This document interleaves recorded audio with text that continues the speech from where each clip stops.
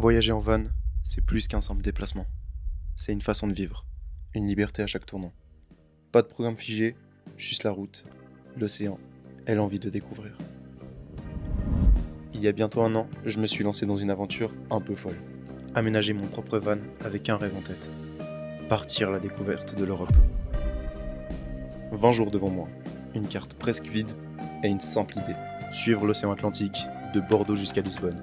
Et finalement revenir par les terres espagnoles et découvrir ce qu'on appelle le western espagnol, les Bardenas.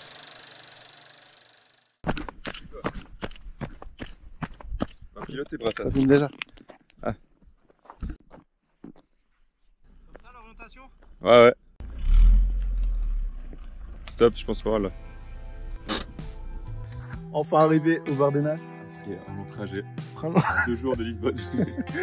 En 2 jours de Lisbonne, on a fait une nuit dans un endroit vraiment sympa avec un petit lac. On n'est pas resté longtemps. On a failli se faire tège.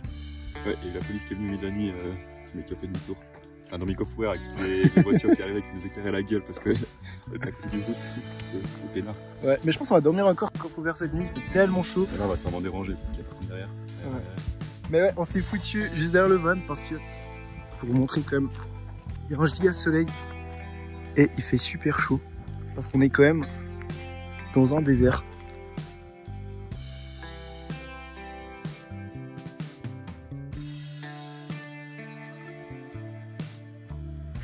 Petit apéro sur l'extension du lit, tu connais, Une table. tu connais. C'est une taf. Ouais, vraiment, en vrai, petite Summersby, sauciflard, pêche, des nachos comme depuis le début du voyage. Chez lui, partout. Ouais. Et mettre ses phares. Obligation de mettre les moustiquaires parce que je pense qu'on va se faire louper. Donc voilà, demain, réveil vers 8h, je sais pas, on verra. C'est tôt parce que la chaleur dans le désert. Heureusement que le pare-brise il est propre, que t'as mis le liquide pour être avec les essuie-glaces. Ça tue. J'ai pas mis le liquide pour essuyer le pare-brise. De à l'aveugle. Technique pour chasser les serpents maintenant.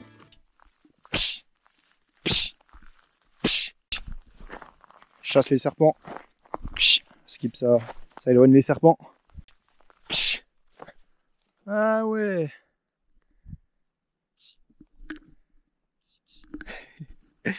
Regardez ce mec qui éloigne des serpents. C'est magnifique. Ça veut pas me faire mordre les couilles par un serpent.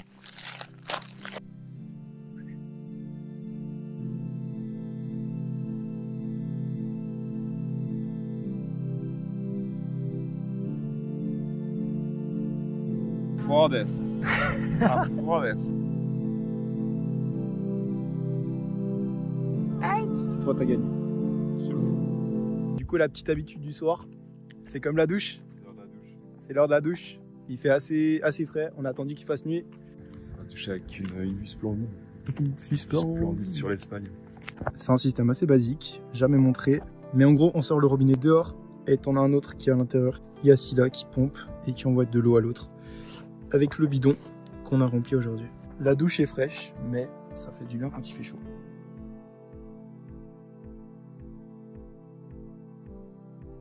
Merci pompeur. Ça pompe. Le pompier. Ça bosse dur. Cette fois, c'est moi le pompeur. C'est lui qui a la mine. Ah, on a mis ça parce qu'en fait, ça fuit. J'ai remarqué ça, genre, 2 jours après de partir. Mais c'est pas ma faute. Bon, on s'est trouvé un petit spot vraiment sympa. On s'est pas mal éparpillé. Mais après, il faut profiter parce que on est quand même tout seul, donc on n'est pas dans un désert tous les jours. Et quand on est vu comme ça, franchement, il n'y a pas grand chose en soi, mais c'est là-bas que ça se passe. Et demain, on va aller là derrière. Il y a un grand désert, à ce qui paraît, ils ont tourné un Star Wars, je sais pas du tout lequel, mais le tour, il est faisable en 30 km, c'est environ 2 heures.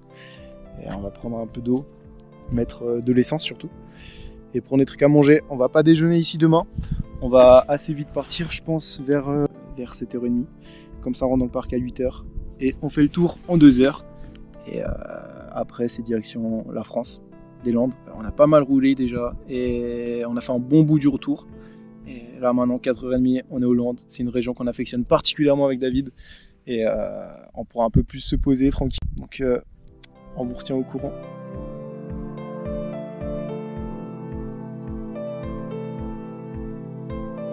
Tellement bon. tellement bon. T'as mis quoi dedans? Beaucoup de choses. C'est le bruit de reste.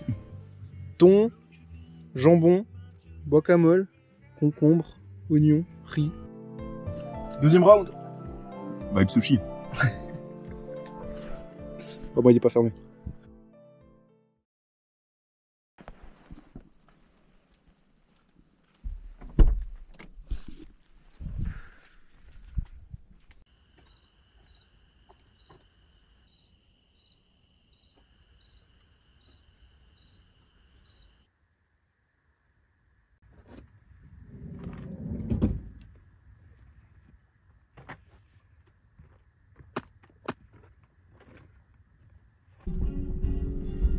Plusieurs entry points.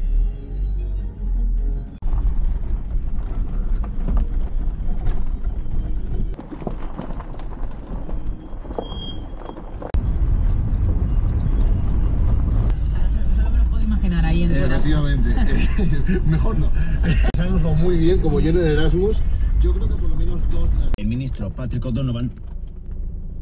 Baby, you got the keys, let me show you the way. I'll be more than a friend, more than a friend. I don't wanna take it slow, Touriste colombien. 51 litres. Mec, 51 litres pour cette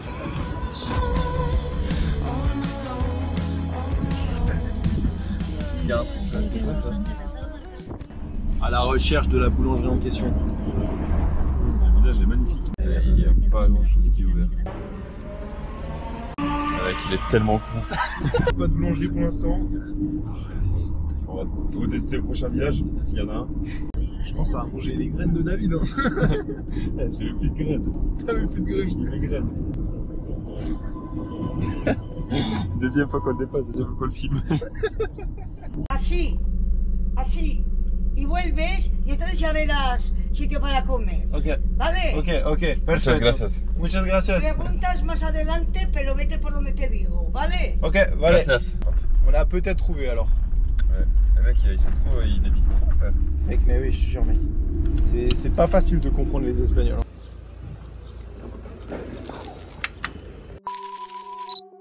Après avoir fait le plein, acheté de quoi manger et surtout trouvé l'entrée, on est enfin prêt pour entrer dans le parc naturel des Bardenas. À seulement quelques heures de route de Saint-Sébastien au nord de l'Espagne, s'étend un décor qui paraît venu d'un autre monde. Ici, l'Espagne change de visage. Sur 42 000 hectares, ce semi-désert mêle plateau lunaire, ravins vertigineux. C'est une terre assez rude, sculptée par le vent, le soleil et de rares pluies. On l'appelle semi-désert car malgré son apparence aride, la vie résiste encore. Des herbes sèches s'accrochent au sol, les grands vautours planent au-dessus des falaises, les renards se faufilent dans les ravins, et parfois, des troupeaux de moutons empruntent encore ces vieilles routes de plusieurs siècles.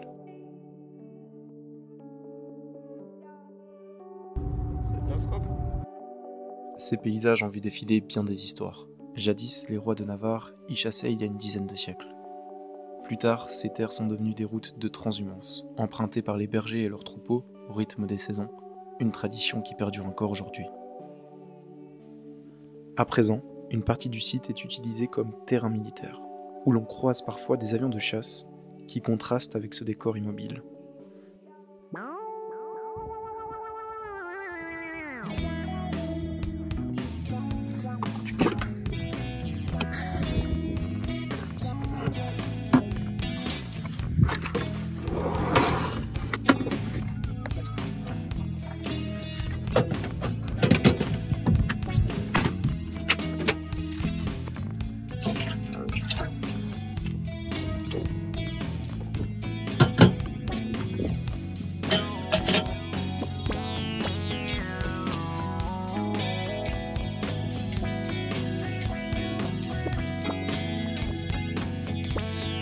Jambon cru, omelette et dessus il y a des tomates.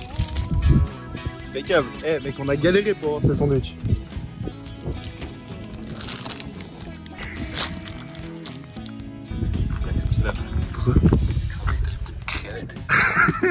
Ça tape le soleil, c'est le soleil du désert.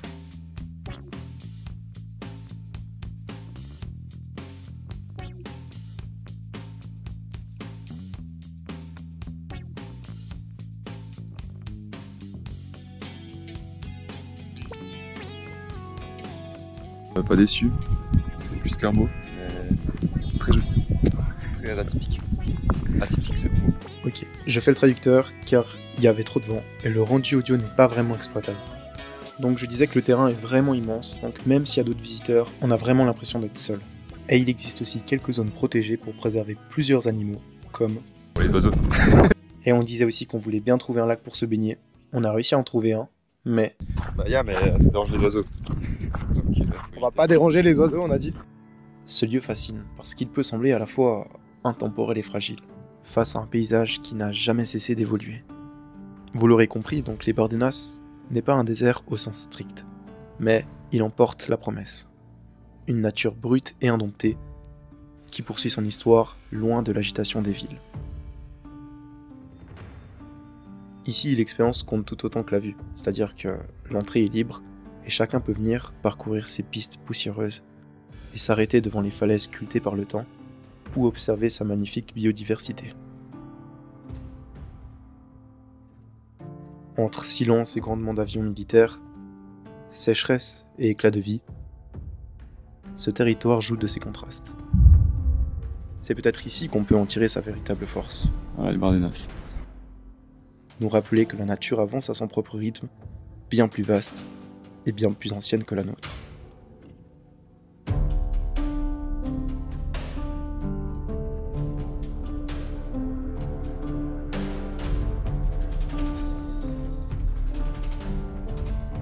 On vient de terminer les Bardenas, Ouais, on est sur le chemin du retour. du retour. Ouais. Du retour en Suisse gentiment. Mais là on part direction la France maintenant. Donc 4h30 de route. Ouais, jusque dans les Landes. On va chiller dans les Landes. On va chiller à max, on a 2 jours après encore. On est trop bien. On est trop bien, mais là on a plus de 4G, du coup on n'est pas trop bien. On va quand même essayer de faire un dernier plan en Espagne parce que les Français, on vous voit, c'est super cher. C'est pas dire ils mettent bien. Ah ouais. Non, franchement, l'essence ici, ça allait de 1,20, le moins cher. Bon, après, ça peut monter, bien sûr, mais le plus cher qu'on a mis en Espagne, ça a dû être peut-être 1,50, un truc comme ça, je sais pas. On roule 2 heures chacun environ. Là, c'est à David de s'y mettre maintenant. Ça bosse dur. Je suis un bon. Non, franchement, j'ai trop kiffé les Bardenas, c'était une folie, t'as kiffé toi. Ouais, c'est très, très spécial. Un paysage qu'on voit nulle part ailleurs en Europe, j'ai l'impression. Enfin, en tout cas, j'ai jamais vu ça en Europe. Francia, willkommen. Les 4 sont juste à droite, normalement ça devrait passer. Carface. Et c'est passé. Pas de plaque à l'avant. C'est passé.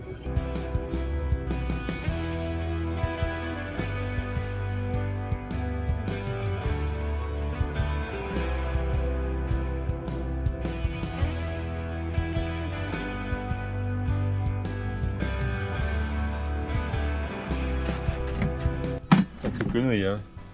Qu'est-ce que 116 €. Oh, Fordes. Fordes.